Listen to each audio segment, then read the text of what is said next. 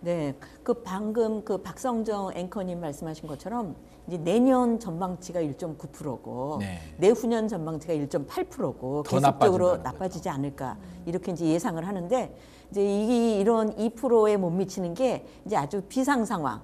다시 말하면 금융위기라든가 예. IMF라든가 코로나 때 나타났던 그 전망치다 이렇게 볼 수가 있기 때문에 지금 이제 굉장히 어렵다라는 걸 우리가 단적으로 또 파악할 수가 있는 것이죠. 그런데 이제 더 문제는 요 잠재 성장률을 2%뭐 전후로 혹은 2% 미만으로 이제 보고 있는데 그 실질 성장률이 잠재 성장률보다 낮습니다. 아, 그래요? 그래서 실질 성장률하고 잠재 성장률을 비교를 할 때 2021년부터 네. 지금 계속 마이너스입니다. 아, 그래요? 네, 2020년 전에는 이렇게 연속해서 마이너스인 적이 없거든요. 그래요? 근데 이제 2020년 이후로는 지금 5년간 실질 성장률이 잠재 성장률보다 낮아가지고 예.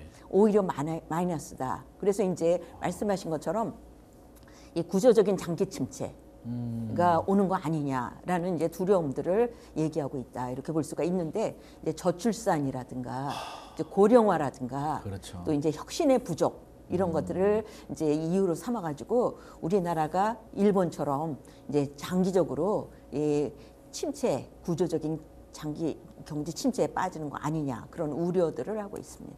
교수님 말씀 들으니까 더 걱정이 되는 게 사실 저출산 문제 우리 뾰족한 답이 없는 거고요. 네. 고령화 문제 사실 여기 어떻게 막겠습니까? 그렇죠. 혁신도 쉽지 않은 상황인데 네, 네. 쉽사리 이게 뭐 일시적으로 저는 사실 외부적인 충격이 있으면 IMF 외환위기라든지 글로벌 금융위기, 코로나 팬데믹 같은 경우는 지나가잖아요. 어떻게든 위기를 극복할 수가 있는데 네. 제가 제일 두려워하는 게 차라리 소나기가 오면 피하면 되는데 가랑비가 저는 제일 무섭거든요. 가랑비에 옷 젖는 건데 지금이 이제 가랑비에 옷 젖는 상황이 아닌가. 2026년까지 어렵다면 2027년은 좋아질까? 그렇게 보여지진 모르는 않습니다. 거죠. 일단 네. 지나가 봐야 되는 부분이어서 굉장히 네, 걱정되고요.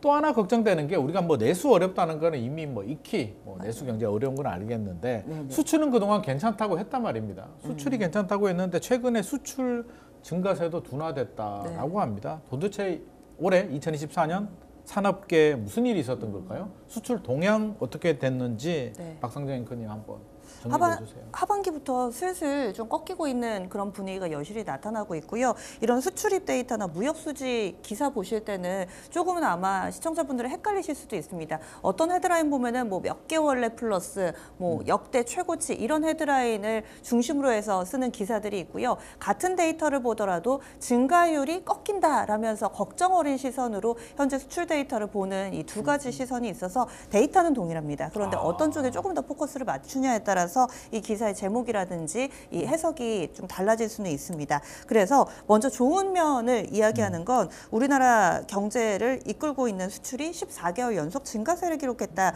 뭐 이런 정도의 헤드라인이실 거예요. 증가는 하고 있다. 네, 거죠? 계속.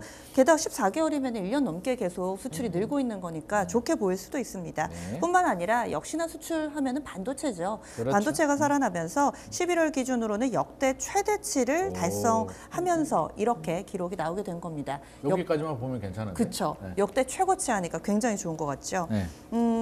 보면은 12월 1일에 이 따끈따끈하게 11월 달 한 달을 이 마무리하면서 수출입 동향이 발표가 됐는데요. 이 지난달 수출은 전년 동기 대비했을 때 1.4% 증가했습니다. 그래서 전체적으로 수출이 563억 5천만 달러를 기록했고요. 무역 수지 같은 경우도 56억 1천만 달러 흑자를 냈습니다.